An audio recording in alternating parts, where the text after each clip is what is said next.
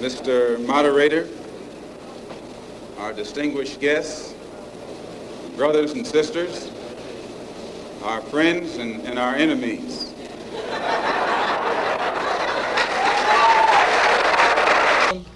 When you live in a poor neighborhood, you're living in an area where you have to have poor schools. When you have poor schools, you have poor teachers. When you have poor teachers, you get a poor education.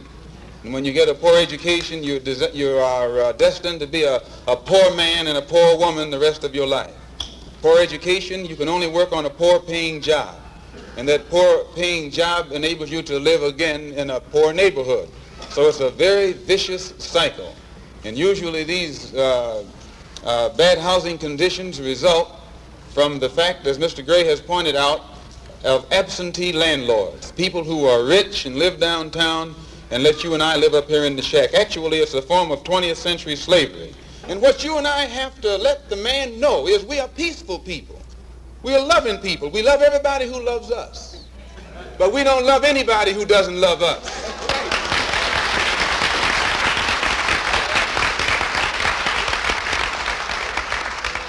We're nonviolent with people who are nonviolent with us.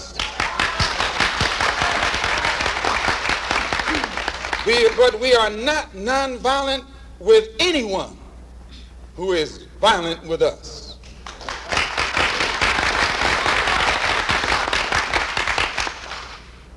And now that I have the independence of action, it's my intention to work with everybody or against everybody, whatever the case may be, to try and get some kind of immediate solution to the problems that are confronting our people. I still believe the best thing for us to do is go back home to Africa.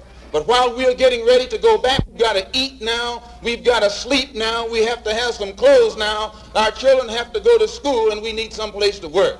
So whatever kind of action program can be devised to get us the things that are ours by right, then I'm for that kind of action no matter what the action is.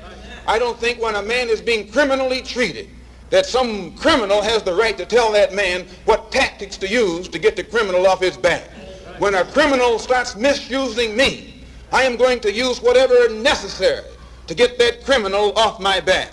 And the injustice that has been inflicted upon Negroes in this country by Uncle Sam is criminal. Don't blame a cracker in Georgia for your injustices. The government is responsible for the injustices. The government can bring these injustices to halt. If you say that you're fed up, if you teach the Negro, people don't even know their own name. Why? Because he took it away from them. Please. 20 million black people don't even know their own language. Why? Because he took it away from them. 20 million black people who don't even know the history of their ancestors. Why? Because he took it away from them. And if you try and tell them how thoroughly and completely they've been robbed, he says you're teaching hate.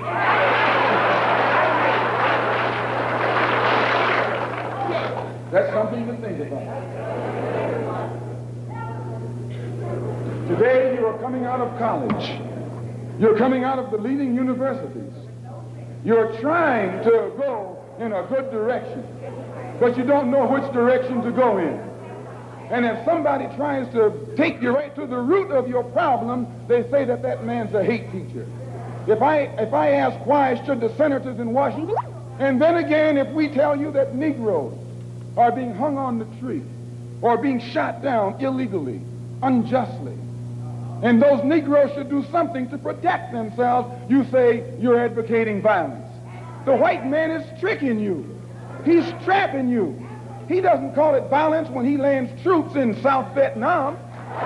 Please.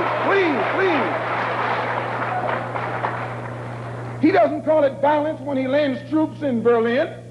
When the Japanese attacked Pearl Harbor, he didn't say get nonviolent. He said, praise the Lord, but pass the ammunition.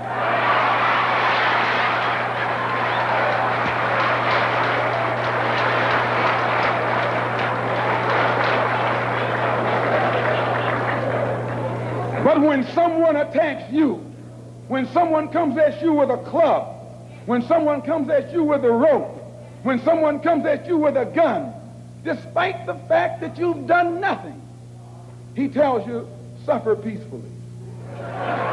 Pray for those who use you despitefully. Be long-suffering. And how long can you suffer after suffering for 400 years?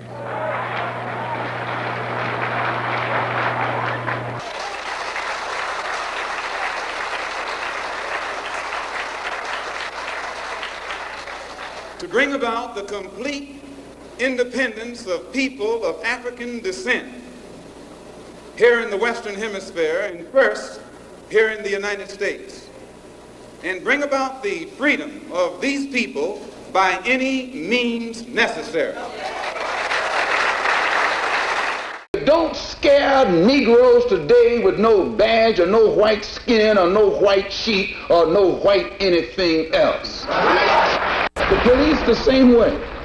They put their club upside your head and then turn around and accuse you of attacking them. Every case of police brutality against a Negro follows the same pattern. They attack you, bust you all upside your mouth, and then take you to court and charge you with assault. What kind of democracy is that? What kind of freedom is that? What kind of social or political system is it when a black man has no voice in court, has nothing on his side other than what the white man chooses to give him?